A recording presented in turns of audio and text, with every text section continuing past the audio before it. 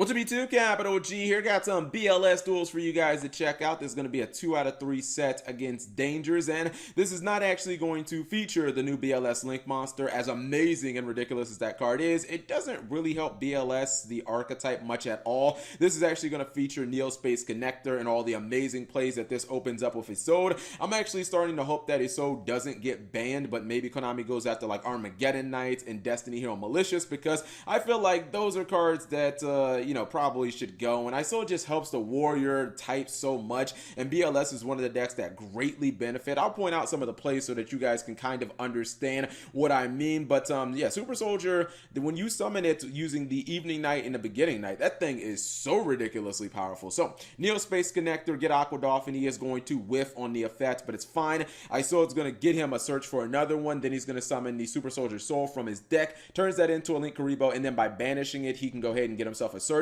Now, because he got Phoenix Blade in the graveyard, one of the cool things about BLS is Evening Knight and Beginning Knight, when they're both banished, they actually net you ritual cards, whether it be a monster or whether it be a spell. So you get so much you get so much of a bonus by having your cards banished, and Isolde just sets those plays up. So you can see how many searches he got. I mean, this is basically levels of like incantation, and you don't even have to run those in this deck because you kind of want to go for some link plays. So he is going to summon Super Soldier.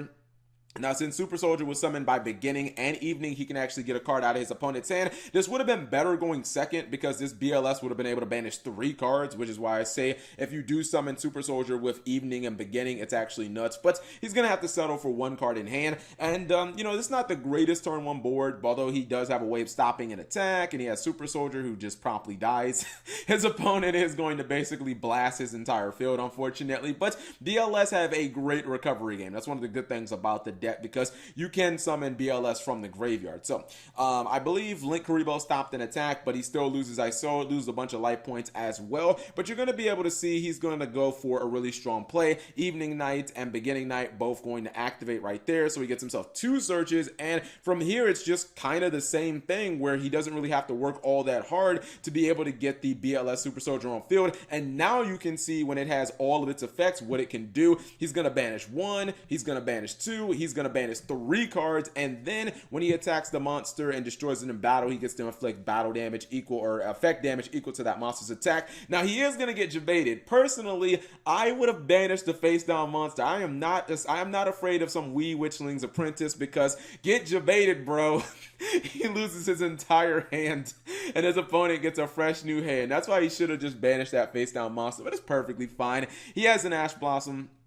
Maybe that'll be able to get him through the duel. Plus, he doesn't have any face down cards for Thunderbird to pop. So we'll see if BLS can hang on to this duel, because his opponent is throwing down a lot of monsters. He's going to go for Cerberus, and let's see where he goes from here. If he's going to be able to make any... Oh, Borosword Dragon. He's going to activate the Ash Blossom on pretty much the only card that he could. Borosword Dragon is going to attack BLS, and unfortunately, he does lose the duel. But hey, you know what? That was just game 1. No problem. I think that if he would have went after that face down with the banish effect, I don't think that there's any chance he would have actually lost the duel. And I mean, he probably just didn't expect Morphing Jar. Like, who really would have expected that to be the one card that could kind of get his opponent back into the duel? This duel is going to be a little different. We'll see who exactly starts first. I think BLS probably want to go second, naturally, because you want Super Soldier to be able to banish 3 cards. You want your opponent to fill up the field with a bunch of monsters, and he gets a really good Ash Blossom on the Desires. His opponent does have Morphing Jar again, but I don't see him walking into that same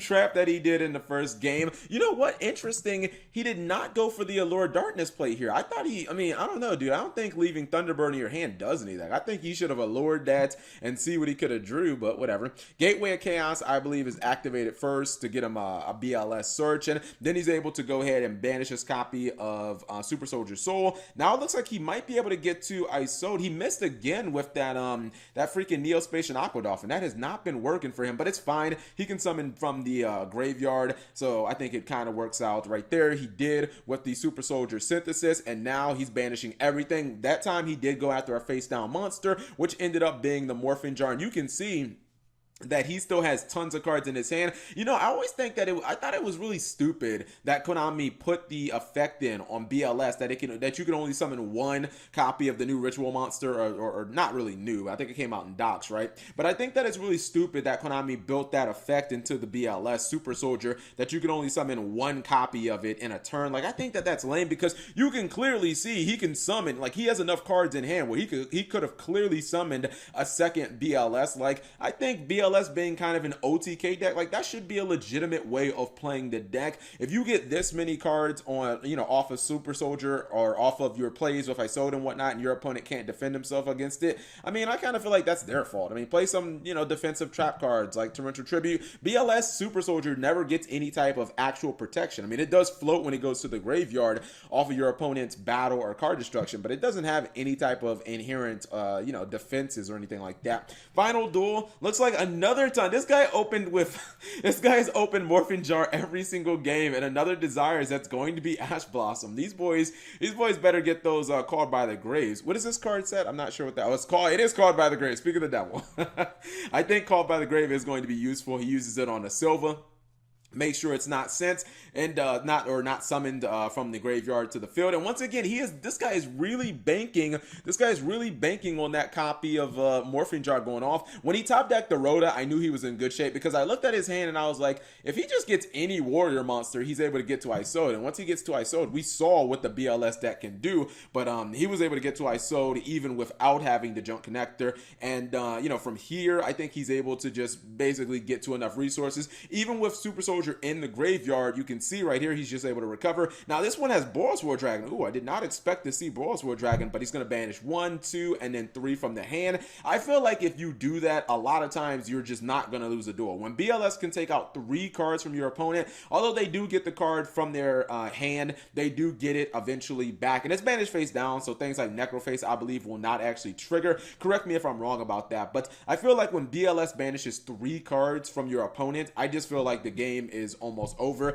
and they don't get that card in their hand back until the end of their turn. So it's not even anything that they can use to basically disrupt you, unless it is specifically a hand trap, but chances are they would have already played it if it was. So yeah, but anyways, I'm gonna pause for one quick second. I'm gonna show you guys what the deck looks like. So this is what the deck looks like on paper, and I think that for the most part, it's pretty much what you expected. I did not expect to see a Soul Charge in this deck. That's actually pretty interesting, just because, I mean, primarily this is a ritual focused deck, but I guess it can be used for like link summoning, which I guess in that case you definitely would want to put the BLS link in here. Maybe you could run some impermanences just for a couple of defensive cards to be ran alongside your Ash Blossom. Attack Gainer is in here just because of your Isolde. You can summon it from the deck with your 1 copy of Phoenix Blade. Although I guess if you do draw that 1 Phoenix Blade, that does kind of suck. You won't be able to use that effect of Isolde for the rest of the duel. This the Attack Gainer also does make I believe Naturia Beast. Yeah, it makes Naturia Beast with the Goblin Bergs. But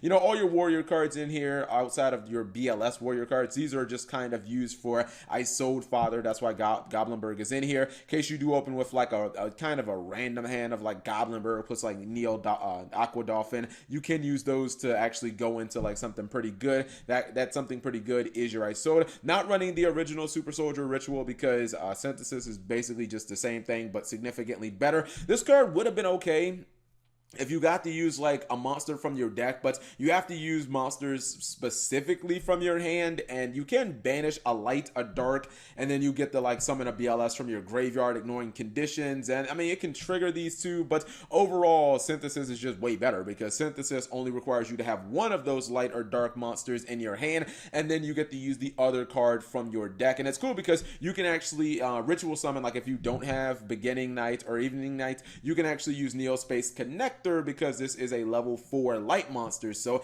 I mean, like, Synthesis just beats out the original Super Soldier Ritual in like every single way. It's just, oh man, it's such a real shame. I've said this at least 4 times already, but it is a real shame that you can only summon 1 Super Soldier per turn. Now granted, the ritual spells are like hard ones per turns, but at least it then would have left you an option of maybe like running a 3-1 ratio or something like that, because if I'm not mistaken, you can't pre-preparation of rights for this card, but I think think that you can pre-preparation of rights for this one, which is a shame. I'm not even sure about that, but I know there was always something weird going around with preparation of right or pre-preparation of rights with BLS. But it's cool to see a ritual deck that doesn't need the run pre-preparation of rights or the incantations. This deck can kind of just use the I sold engine and, you know, kind of make use off of that. But yeah, I would probably consider just throwing some impermanences in here and the BLS Link Monster. If I was gonna take something out for the BLS Link Monster, I think it'd probably be Needle Fiber. I mean, how often are you really summoning Needle Fiber in this deck? I get it, there's a couple of tuners like Ash Blossom and Attack Gainer, but overall, I feel like you really don't need Needle Fiber. I mean, you could really say the same thing about the Chaos Warrior, but